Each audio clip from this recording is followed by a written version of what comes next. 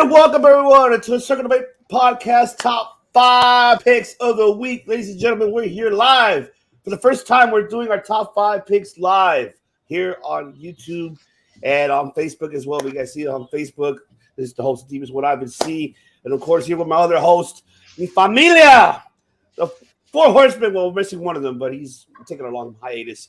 But yes, the Four Horsemen are podcasting, ladies and gentlemen. So let me go ahead and introduce, of course, Mr. 69 himself, because he has the 69 reasons, the answers, and the questions he does, and his thoughts. Because he is just like Bill Watts, Eddie Graham, Vince McMahon, and Vern Gagne.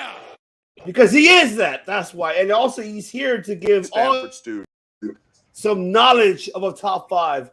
Mr. MGC, Mr. 69 himself, Matty, Tanahashi, Cyberfight, CALLIS, anything you want to call Ivan, I'm just going to say this right now. These lists are good. In fact, they're too good. In fact, they're so good that when I'm finished, I'm going to walk to the back of the kitchen and shoot the cook. That's we gotta have Robert Rodriguez references throughout this episode. You bring balance to this podcast. We bring balance. That's right. And of course, this man brings balance because he's a director, because he directs you everywhere, anywhere. No, Senor El Mariachi. Oh, el mariachi. He's el mariachi, ladies and gentlemen. Señoras y señores, el mariachi. El güero loco. El vato loco for life, because he's here to give his top 5. And besides doing, he does a lot of things besides music. And, you know, for Faith Destroyed, make sure you follow them and subscribe. And Miklo. He's a Miklo of podcasting, ladies and gentlemen. Yeah. The one on one of the director, Chris Kennedy, ladies and gentlemen. I'm glad we're not under the attack of vampires right now, you guys, because there's a lot. You know, we escaped to the El Rey network. And let's say, and we got Underground Temple waiting for us because he's like, oh man, he's been wanting someone to do a top 5. But of course, shout out to our boy De Niro, the triple threat back at it. What's good for us? Right, familia. That's right. We're here. That is right. So, ladies and gentlemen, today's top 5 that we're doing today here for you live is I can't see top anything. 5 Lucha Underground moments, ladies and gentlemen. Yes, it's about time we finally doing the Lucha Underground. You know, obviously, Lucha Underground was founded in 2014, of course, and it premiered on October 29th of 2014 on the Right Network, courtesy, of course, of AAA Lucha Libre, who was also associated with Lucha Underground. And we had 4 fantastic seasons that Lucha Underground provided. Not only that, but also people that we are known today in the world of professional wrestling, you know, like the Lucha Brothers, of course, Ricochet, who was, you know, King Puma, Matasma, who was Jeff Cobb, of course, the Son of Havoc, IVELISSE, who I'm pretty sure I thought Son of Havoc was Luchasaurus for a while. I mean, if you just look at them, just give Son of Havoc the tattoo job, and you would be like, yeah, it's the same guy. And when I first saw Luchasaurus, it made sense. I was like, oh, that's Son of Havoc. I was wrong, but I wasn't crazy. There you go. Lucha Underground's wide creative YouTube channel 2019 to revamp. Yes, and I'm glad he did. Revamp it as much as possible. We'll help you out, sponsoring the shit out of it, because we need people to get a better understanding of Lucha. You know, if it wasn't for Lucha Underground, we would not have all, you know, the stars that we have. Lucha Underground was basically the pinnacle of here, especially in Southern California and Boyle Heights, for people the stars that we are known today to get known, especially if they were from Japan or they were from, you know, from Mexico. You know, this was their exposure, and El Rey Network exposed them. But yes, different characters, different names. However, though, I mean, they put on phenomenal matches in Lucha Underground. So let's get right to it, and let's see. Yes, side note, what's going on, man? Somebody can subscribe. Side note, suplex. That's right. Random, but Chris, I was listening to your band today. Fucking awesome. Yeah. Thank you. Appreciate that, man. That's right. Pretty awesome. That's right. And oh, awesome. Okay. Yes. Cobra Moon is yes. I do remember that absolutely. Let's Is get Dario, to the wheel. Is Dario Cueto in the chat right now? Who is Underground Temple? He is our fellow subscriber who subscribed to Circle Debate, and he is a great fan, and he does his own Lucha Underground. Awesome. Yes. Funny story is Dario Cueto played like a doctor on an episode of Sunny in Philly. So if you want to go back and see that cameo, he was the one that was like kind of diagnosing Fat Mac. If you ever remember, I don't know how many Sunny fans we have out there, but there was a cameo. All right. Now let's get to the wheel. Let's get to spin that wheel, ladies and gentlemen. See who goes first and gives their top fives. Oh, I thought I was already done spinning. I'm like getting my list, which is on my phone, and I've been studying it ready. Oh, here we go. Let's spin that wheel of misfortune. Oh man, I love water. No. Wow, why me? Son of a. Why me? Why? Damn it, man. Jesus Christ. Fine. It had to be me. It should have been me. Damn it, fuck. All right. Let's say we get to the devious ones picks here, ladies and gentlemen. And my number 5 will be the Trios Championship ladder match. The Son of Havoc, IVELISSE, Angelico versus the Crew, which is CORTEZ, CASTRO, Mr. CISCO, and BAEL. This was a fantastic ladder match. And just seeing, oh my God, this is where I get kind of upset with AEW that Angelico, the way how he's being booked as a jobber. But look at him, man. Here in Lucha Underground, he was killing it. Every match that you put him in, he was destroying almost everyone on that roster. I really enjoyed that one as much. Of course, we did see them retain, and of course, they had a feud. So this feud was in season 1 through 2, with the feud of the Crew versus Angelico Son of Havoc, who was Matt Cross, by the way. People that don't know who Son of Havoc is. Not Luchasaurus. And yes, this match was with the whole ladder.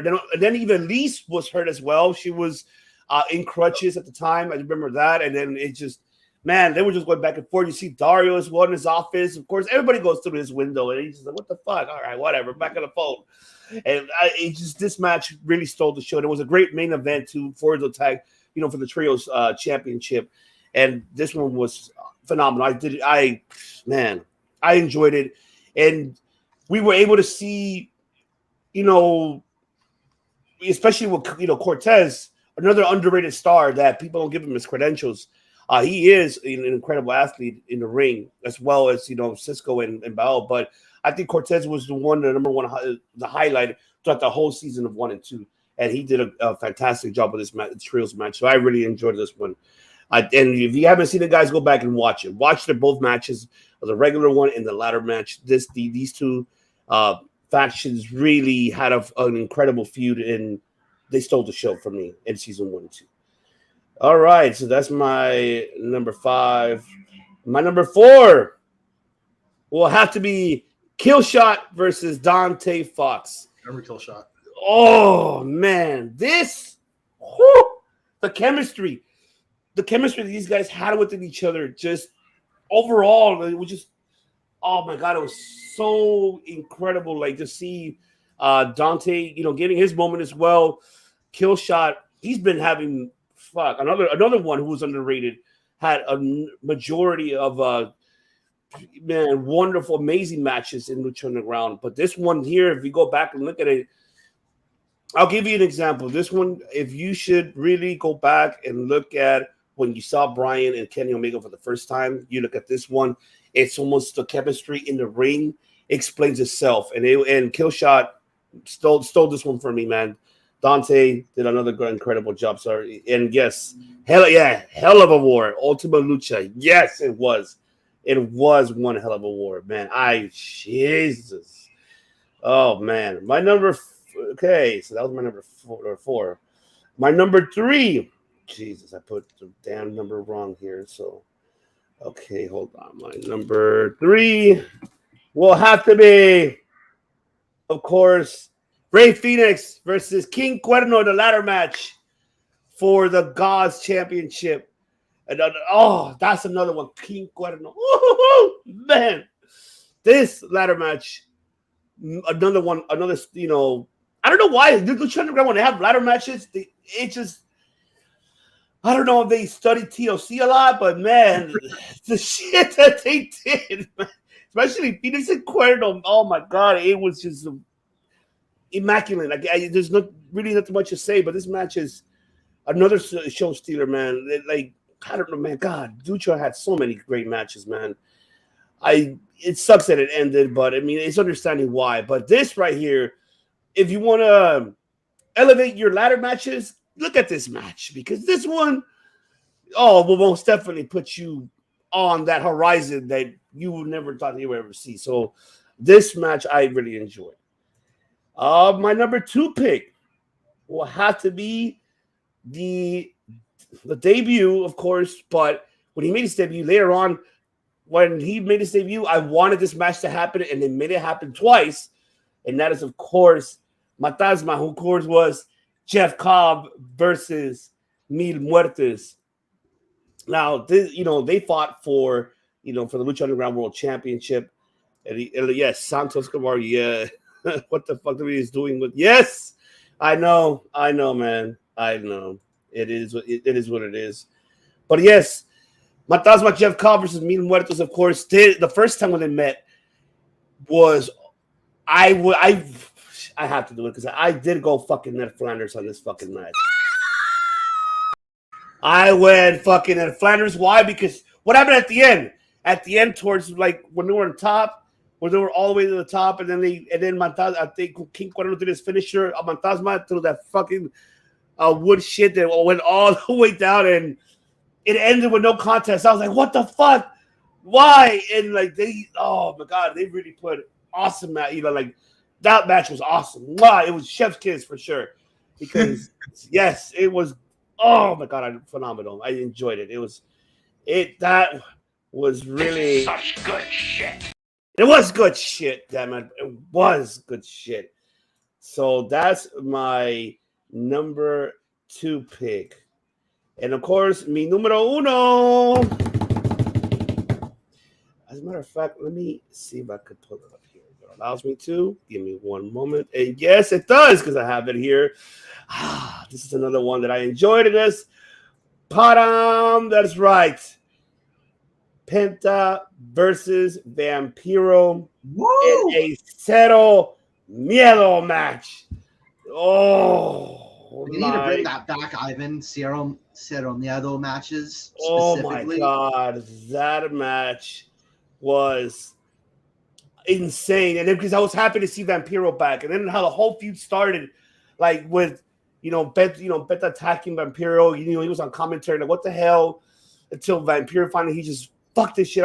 He challenges him, and then to this match he accepted his stipulations.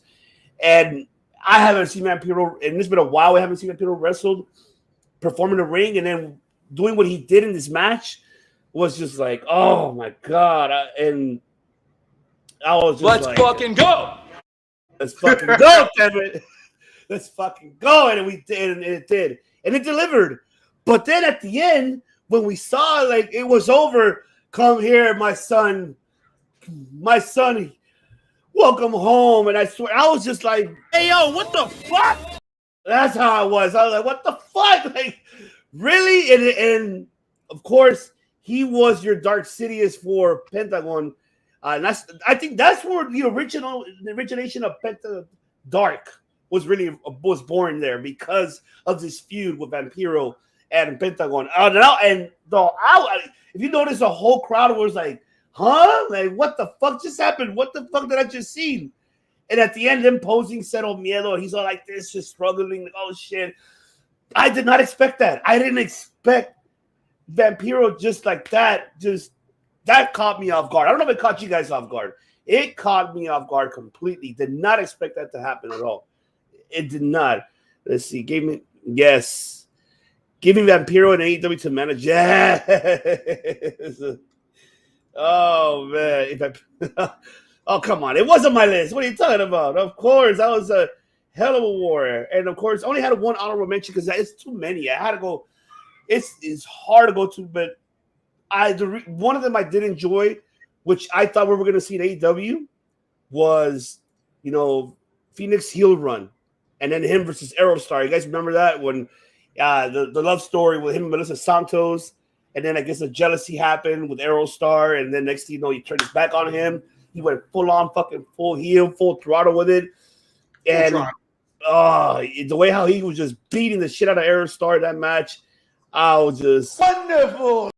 It was fucking wonderful to see fucking the heel Phoenix, like a dark Phoenix. I thought we were gonna see that in AEW, when he left, and you know how they brought him back. I would have loved to see that, but it didn't happen. But I can say that was one of my favorite ones, and of course Willie Mack, Brian Cage, when Willie Mack stunner Brian Cage, the stunner outside with the beards. He thought he was gonna win a championship. I was like, oh. Damn, even Marty versus Frank Phoenix, another great match. I'm telling you, there's so many fantastic matches that Lucha Underground, delivered throughout the whole 4 seasons. It's hard to pick all of these. It's hard to pick so many, and it took me this long because I don't know. This is the ones that came reminiscent for me when I remember seeing Lucha Underground. So that's my list, gentlemen, right there. All right. Back to the wheel to see who goes next. All right, let's see here.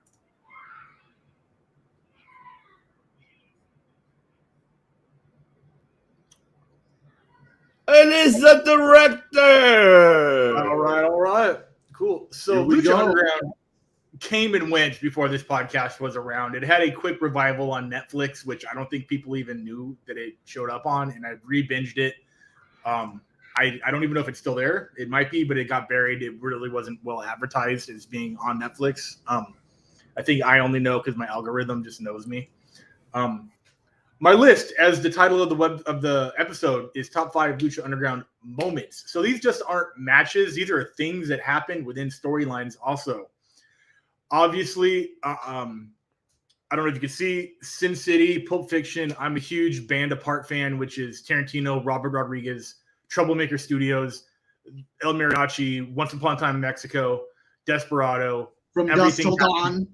From Dusk Till Dawn. Everything having to do with that culture is at the top of my media list. My favorite shit ever.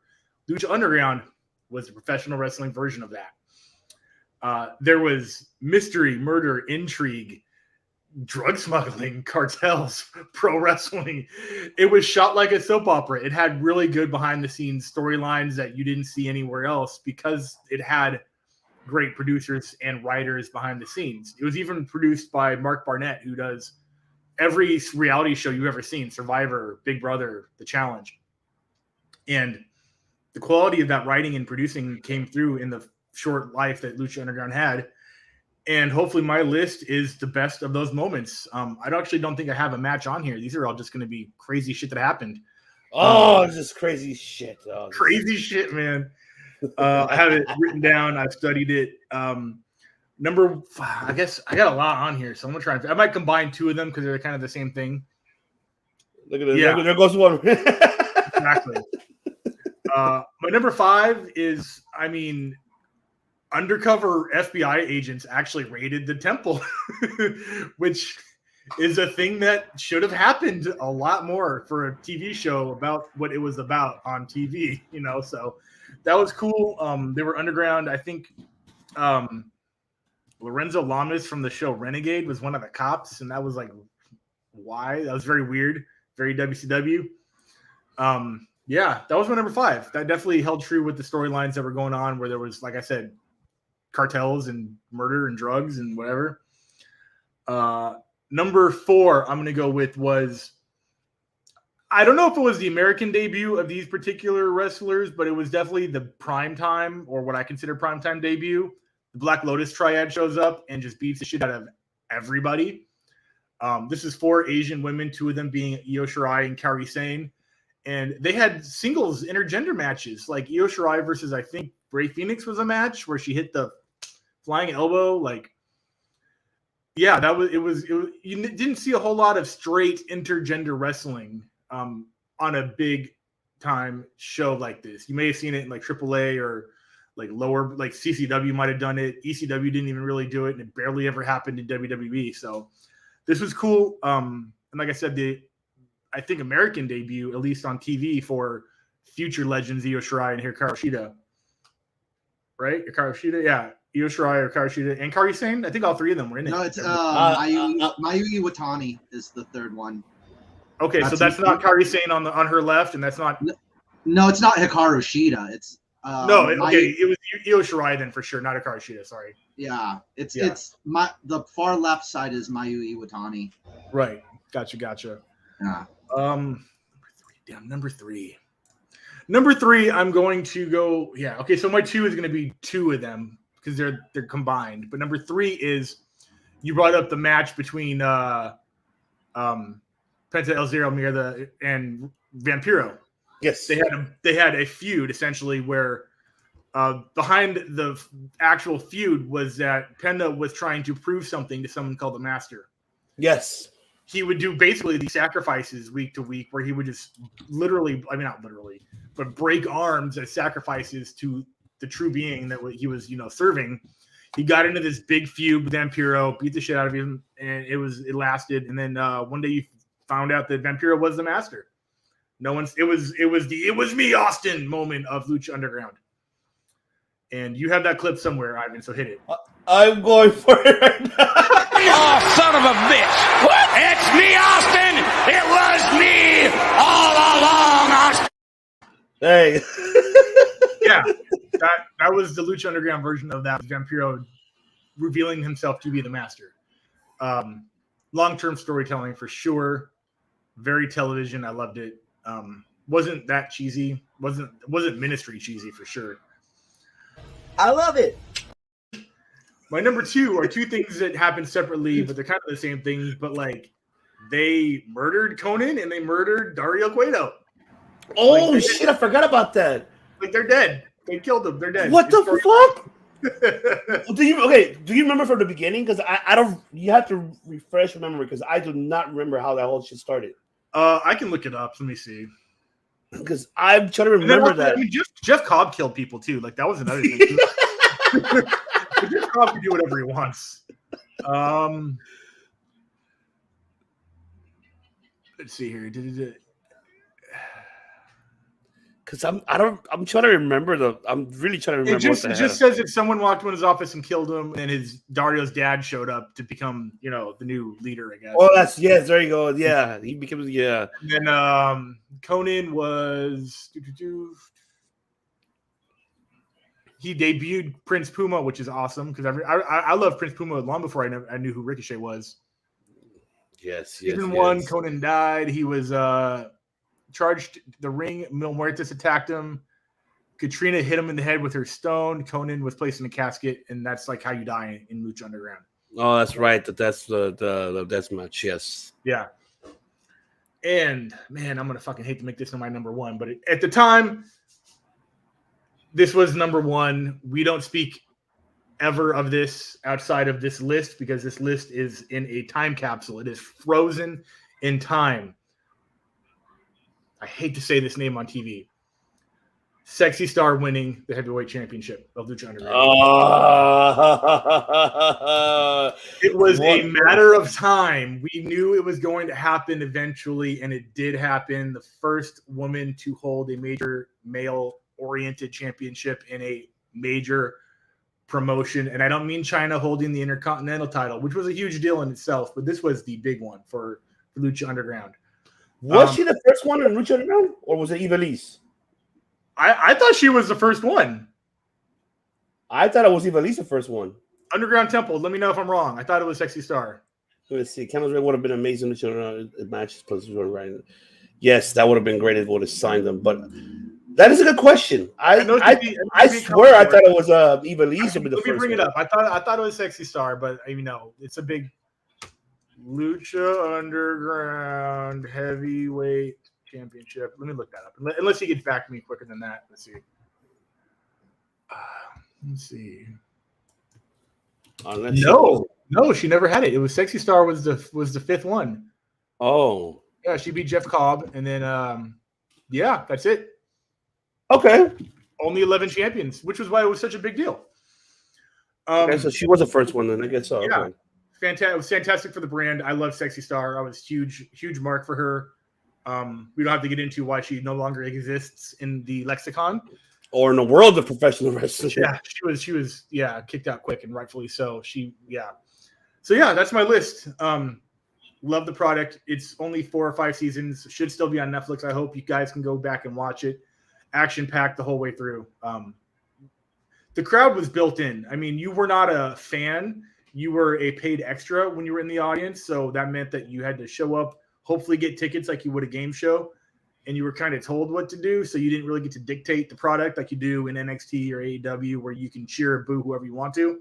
But I think for a show like this, it kind of did help with the pace of the show, especially with how epic the temple was. God damn, that place was awesome. Oh, man, yes. The temple in itself was a character. Absolutely. Oh, yes, it was. Let's fucking go. That's right. You gotta fucking go. That's right. That was my list. No honorable mentions? I mean, not really. I got a couple things on here that didn't really make it, but I combined them. Yeah, I combined the two Dario and Conan dying as one, so I didn't have to really do a. I mean, yeah, there we go. Yeah, Thank you. Yeah. Let's see. Lucha Underground kind of reminded me as much better wrestling. I miss. We should do a top 5 Wrestling Society X. I'm down. Hey, here's a question. There's a brand that used to run, I believe, in Canada, and I think Davey Boy Smith Jr. used to wrestle out of it, and it was the bunch of teenagers were the stars. Anyone in the chat, anyone watching, I can't remember what it was, but it was like a TV show, and they were all young. They were like 13 to 18 years old, and like one kid used to do like the Ricochet finisher, and they would do it through tables. I don't think it was Wrestling Society X. It wasn't on MTV. So if anyone out there knows what the fuck I'm talking about, I can't find it anywhere, but I know it exists. It's just this weird memory. Anyways, back to the topic. All right. Looks like it is time for the man to make history with his 69 facts and his reasons with his top 5. Because he's going to add some aggression. You better add some ruthless aggression to your top 5, Matt Callis. The floor is yours. It's like I was trying to think of something related to Mickey Rourke and Lucha Underground, just because. Yeah, can you hear me? Am I too quiet?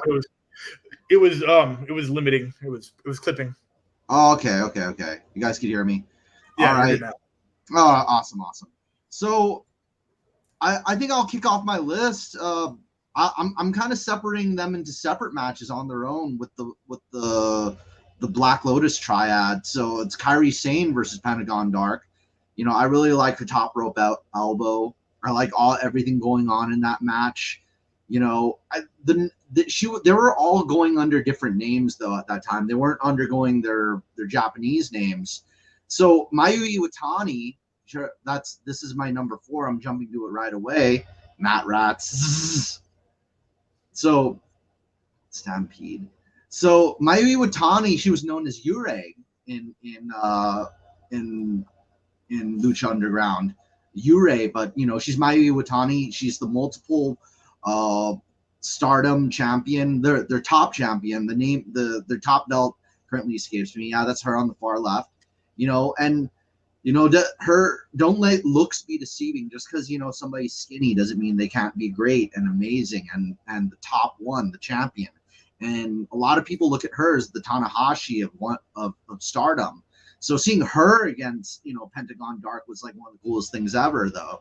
I'd like those two to have like a long, like drawn out, you know, one-on-one match. This is like I like what Chris that pointed out to, you know, intergender wrestling. This is probably, I'd say, intergender wrestling done correctly is what I'll say. It's really done really well. Done just, you know, like I said, Ivan, it's a little bit from Ivan earlier. All right, I'll jump to my third one right away. And instead of separating this into multiples, I'll make this into just one thing. Brian Cage versus Pentagon Dark as my number 3.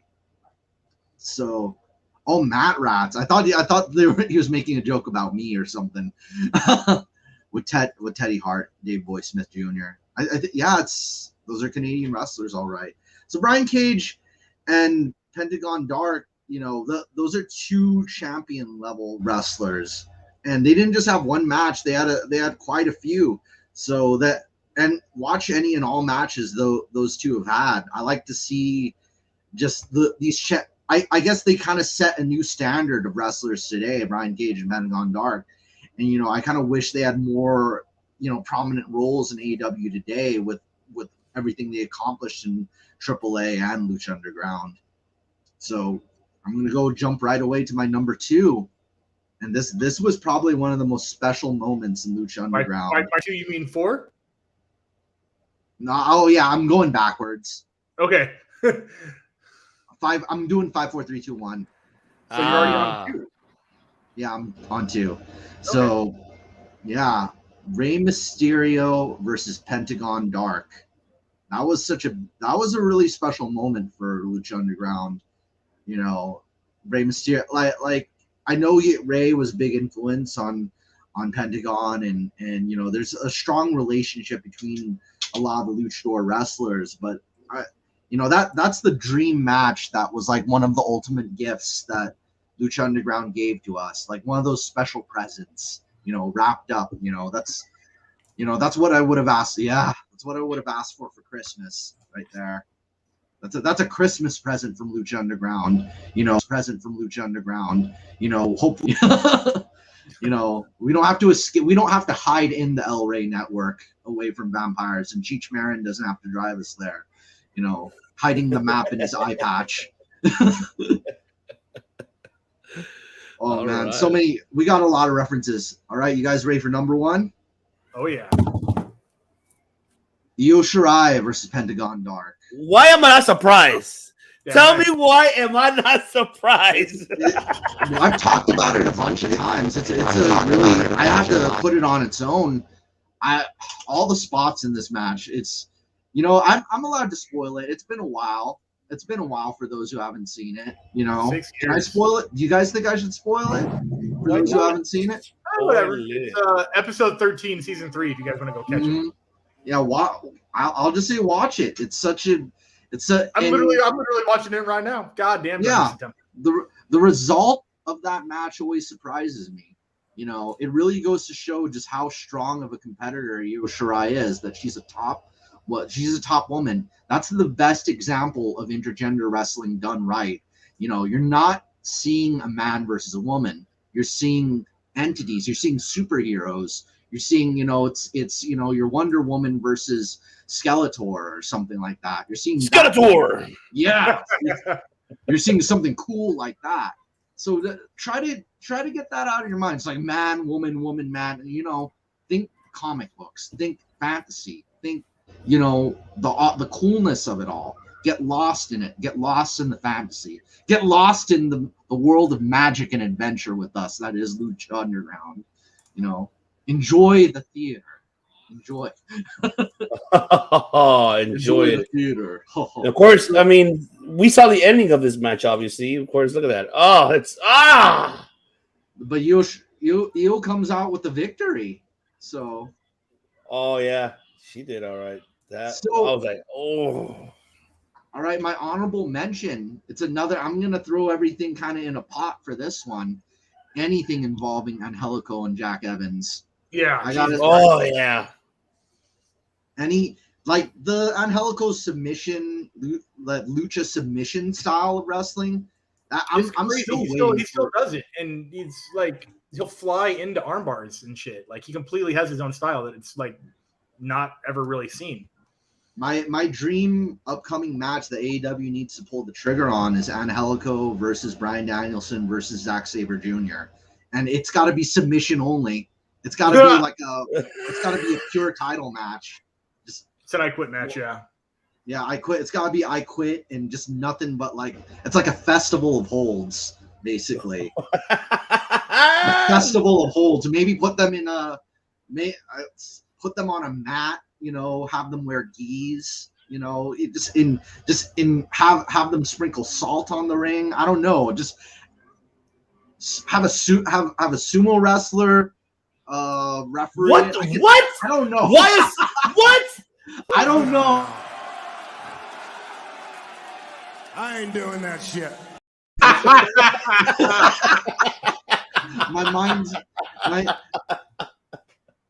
have some like you know, have it hanging from the ceiling. You know, pour oil all over the map. Hey, yo, what the fuck? I'm trying to think. That's fucking bullshit. Steve-O's the ref. Like, Steve-O, yeah. I mean, Darby Allin should just call Steve-O up. They're home. Darby Allin brings Steve-O with them. Steve-O the fucking ref. Oh, there's so much. It should have booked Black Lotus as Trios champion and booked. Yeah, oh, yes. I agree with that. That would have been a story there. Yes. I definitely agree. Oh, my God. We gotta have more, I want more than one match out of that feud if that happens. If that happened, you know, I want to. Whenever I get a good feud, I want a minimum of 3 matches as an order from the restaurant. You know, I gotta order 3 matches. It won't, just one won't satisfy me. yeah, appetizer, main course, and dessert. Exactly. The whole deal. The whole deal. Let me ask you guys this. Okay, out of these 4 seasons, who, like, at least what star for you guys in Lucha at the time, what character was your favorite of all time? That you feel like, okay, this was, like, you actually, when you started watching from the beginning of it until where it ended in season 4, who was your number 1 guy, like, overall for Lucha? Oh, man, that's a hard one because there were so many different styles, even for a Lucha brand. Because name me top 5 then. Let me top 5. We're in the top 5 right now. So I liked Willie Mack a lot because he was very similar to the style of Keith Lee. He was, for me, one of the first heavy set fellows to be doing crazy shit like that. He was doing the topes and I think 450s and shit like that. Yes, he was. I wasn't impressed at first with Brian Cage because he was the typical big man, but that dude moves like a little guy with big movesets. So it took a while for me to come around Brian Cage, but I absolutely did appreciate him there. Definitely Penta. One of the evilest, I mean, pun intended, just like darkest characters, and a moveset to reflect that. I love Prince Puma to this day, knowing that he's Ricochet and just wild shit. And I loved She Who Shan't Be Named. You know, she was probably my number 1. I know, man. It is where it is. It is where it is, you know? I know. That sucks. I know. What about you, Matt Callis? Who was your top 5? You know, I've only watched it sporadically. I haven't watched it end to end like it. Like when you read certain books, you got to watch them end to end. You know, and I've committed that crime of not reading it end to end, watching it end to end. So I've only seen it sporadically. You know, so you know, I'm over the years I've started falling. I haven't caught enough of Prince Puma, but Angelico is probably the wrestler I've just started falling for, like style wise, not romantically, like wrestling style wise. Yeah, it is no longer on Netflix. It looks they must have pulled it. That's heartbreaking. That's heartbreaking. Yeah, but any promotion I gotta catch. There's been rumors of a season 5. There's been weird rumors, and I think it turned into just whatever's happening in AAA right now. I think something. I don't know. I don't know if they're coming back for season 5, but I know people involved in Lucha were trying to start something. It's on Tubi, which is free. There you go. Oh, nice. Yeah, but hey, this is a good question. Who will fit the Lucha Underground in 2022? I would book Bandito as world champion. Do you guys agree with that, or how would you book the Lucha Underground? Who will fit? Like, I mean, it depends. You gotta look at the whole picture. Like, who would come back, and then who would be new? You know, like tough one, right? There's so many people like now that we know about because of the Forbidden Door that could just come through there. Let me think. That's a good question. I mean, Pac would have been great for sure. We saw Pac in Pro Wrestling Underground. Yeah, Black Taurus. Oh yeah, he fits a glove. Yeah, that's true. He does. I'm gonna have to be right back. Yeah, I'm gonna be right back. Is that cool? Or I'm kind of if I'm not back in time, just end the show. Great. You know what I'm talking about. So Okay. Thank you. If I don't come back, just end the show. I appreciate it. But yeah, No. Lucha Underground is the shit. Go watch it wherever you can. Definitely. He'll be back. He'll be back. But yeah. But yes, what about you, Backhand? Who would you put? Would you put Bandito as the Lucha Underground World Champion? You know, Bandito really is a good choice. I mean, him being one of the last Ring of Honor champions, he's a great figure for that promotion. You know, forgive me for not knowing, but I guess for the cross promotional aspect of it is, you know, like Cortez and even Flamita. I agree. Flamita will fit perfectly that. Rich Swann. Yeah, Rich Swann too. Oh yeah. Rich Swann. You know, I think an English speaking, a bilingual champion might really benefit for both the Mexican and the English audiences. Somebody who does a little bit of both, you know. So anybody like that, you know, that could tell that story and do that kind of thing. Unless you get them a good manager, more or less. But Bandito is a really good choice, though. You know, off the top of my head. Yeah, I think Bandito and you know how Underground Temple mentioned Demonic Flamita. Hell yeah. Those two will perfectly fit well. I'll bring Roosh. Fucking bring Roosh in. I was about to say, you took the words right out of my mouth. Ray Phoenix is another possibility. Kind of him having that again. Watching from the Underground. Jeez. That's incredible. Chris is appearing both in comment form and in physical form. Yes. On the show. Because he's such good shit. Literally. And you know, I'm looking for a man that calls himself Bucho. No. Chris did a Tony Storm and walked out. He went to the El Rey network. He had to escape. There might be vampires there. Candice LeRae would have actually fit in as well in the Lucha Underground. I'm trying to think who else could fit in Lucha Underground.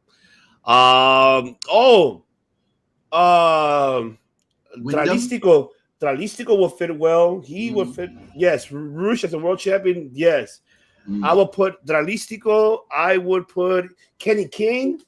I think Kenny King will fit there too.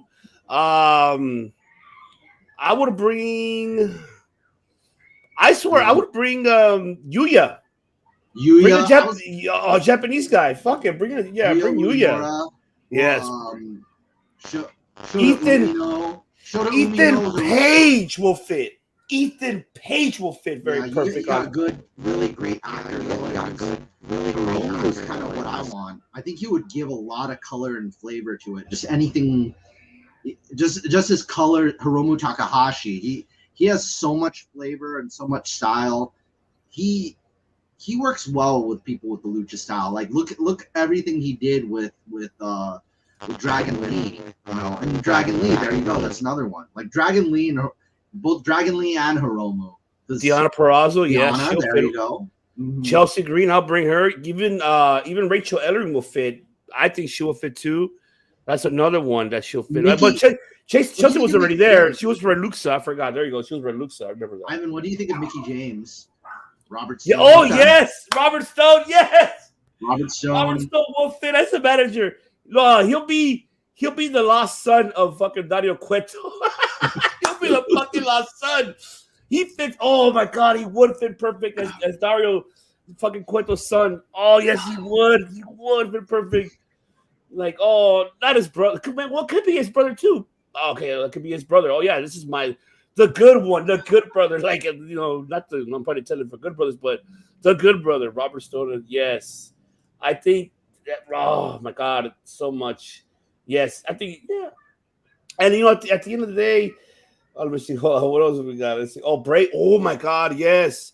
No, I don't. Not as being what I think he should be something else. His own thing. He can bring his own thing. A little bit lucha flavored. You know, a little bit. Yes, he can. A little bit of lucha flavor to it. I think he would really give a lot. He'd be great for the atmosphere. I know that's for sure. And he'll replace me with this was adding his own crew like this. See, you know what?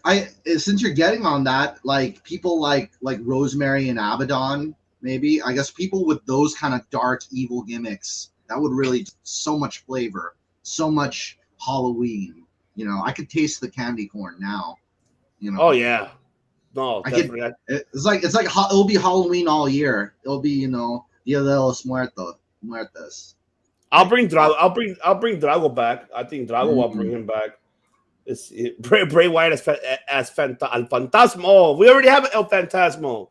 But if you're talking about the character like the Phantom, yes. Let me see. Let's see. Robert Stone as Fabulous B. Yes. Oh shit. Yes. Fabuloso B. Make him más fabuloso B. Oh my God, there's so much they could do, man. So much. Let's see. Super Dragon in his prime. Yes. Super Dragon in his prime would have fit. Bring Excalibur, fuck it. Have Excalibur come in. I think that would be great too. Man, there were so many incredible stars in Lucha Underground, man. I you know what? And I have at least a portion of the roster here that I'm looking at the pictures, which look at this one right here. I think this one was a great one here. Let me see. I'm trying to upload it now. Look at that. That right there. Jesus, is that beautiful? Okay. It looks like he's not gonna be returning to the camera. There you go. I think that will be great right there. I mean, if they could AEROSTAR, I'll bring them back. Who is this guy right here? The one with the was that a girl? That was a girl, huh? Lady Moth. The one next to Ray Phoenix? I'm looking over. Yeah, because I don't remember. I've only seen it sporadically, so I wouldn't know too well. I remember who was that? I don't remember. Damn. Nitro Mundo, I'll bring him back too. I think I'll bring Mundo back. Chris, do you remember this one right here? If you see the one next to Ray Phoenix, if you're watching still, you see the one right here. I wish I could point, but I can't. It's the one next to Ray Phoenix. With the squares mask. Who was that? Or Underground Temple, do you know who's that? Because I don't remember. Yeah, who the checkerboard you're talking there about. You go. The checker, yeah, the checkered. I don't remember who was that. Checker pattern. I don't remember. Well, I gotta say that's definitely a great image for the eyes. That's it is. Let's see. Hold on. Let's see who. Oh, hold on. Let's see. Too small. Oh yeah. Yes. Let's see. Grandma League, Listerado. Oh yes, them too. Yes. I would bring all of them. The Lucha House Party, hell yeah. Yes, I would bring them all. That's for sure because they'll be What? Yes. What? What? Wonderful. That's right. That is right. But there you have it, ladies and gentlemen. We are done for this evening for our top 5. We'll be back with another top 5. Chris got abducted by the vampires. Yes, he did. They got him, all right. We gotta hide and fight them off with Harvey Keitel, and because right now you see the director. He's somewhere else doing. We make movies. He's making movies, unfortunately, somewhere else right now. George Clooney's got some guns. Juliette Lewis, like the whole crew, Killer Cross. Yes, it was. It wasn't all pairing because High Flyer, martial arts, a little bit of both. Rabbit Tribe, dude. Yeah. Rabbit Tribe was okay. There you go. Montezuma's Revenge. Montezuma's Revenge. He's talking about the hot sauce. Oh, because Insatiable appetite for life, and I want more. he wants more, and there you have it, ladies and gentlemen. But yes, we are done for this evening. Thank you so much for tuning in, guys, with top 5. We'll think about another top 5 this week. We might do it live. If you want us to do a top 5 live, we will definitely come back and do it live. Definitely top will. 5. And if you have a suggestion for top 5, we could still continue with a Lucha Underground. We can do top 5 Lucha Underground champions of all time. We can even do that. that we can do. Or, you know, we could possibly go ahead and move forward to I'm going to have to probably have the director see what top 5 he would like to go ahead and make, because he's the one who has to. He is the man with the, you know, with the mind. He's the man that makes the movies. He's the I man. almost thought you were going to say the man with the largest arms in the world. And then we're going to go on a whole Scott Steiner deal. Oh, shit, we are. 33 and a third chance of winning. But I got a 66 and 2/3 chance of winning. We almost went down that road, but we avoided it. Yes, we But did. now it's time to say goodnight. I don't know, singing. Yes, it's time to say good. Autobots, transform and roll out. Yes, it's about that time. But we'll be back next week. Do not forget, we'll be back next Tuesday. We'll do, well, of course, with De Niro, and then for Cage Match, we'll go be doing a New Japan. Speaking of the G1 Climax, and who will be, if they announce it this weekend, who will be in what block. We'll discuss about that.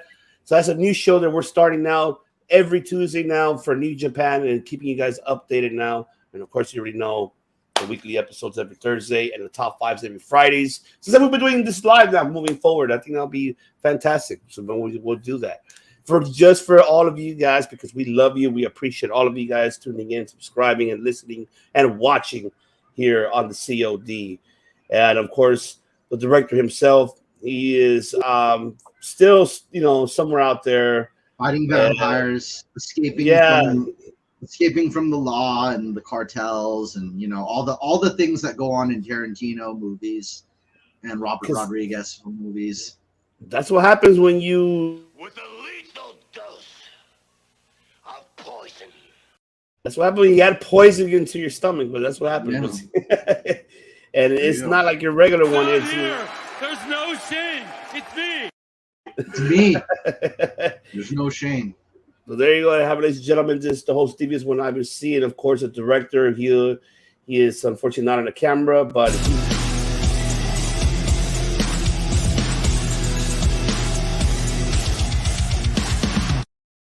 that's what he does. And of course, the man who, of course, tells that he is better than wrestling, bigger than Hackenschmidt, bigger than Gotch, bigger than Thez, bigger than Flair, bigger than Hogan, bigger than Moxley, bigger than Keep going! Keep going! Night, but we're gonna run out of airtime. Bigger than Ibushi! God, I love this. Bigger than Ibushi. Bigger than Ibushi. Yeah. Of course, that's Mr. 6ix9ine, Mr. MGC. Let's see. Oh, look, there you go, Chris. If you're watching, Chris music is fire. Yes, it is. It's great. Big shit. Great for fighting. It's great for fighting vampires from dusk till dawn. We got to make like there you go. Yeah, Dexter Loomis or Samuel Shaw. He's back in NWA. Back in NWA. Watch him there. Yes. There you go, Chris. Absolutely. But yes, I'm gonna let Mr. Callis here let the people know what do we all do here on the C to the O to the D. We don't make podcasts. We make history. That's right. That is right. Will Over and over. make Over and over. history. Over and over and over.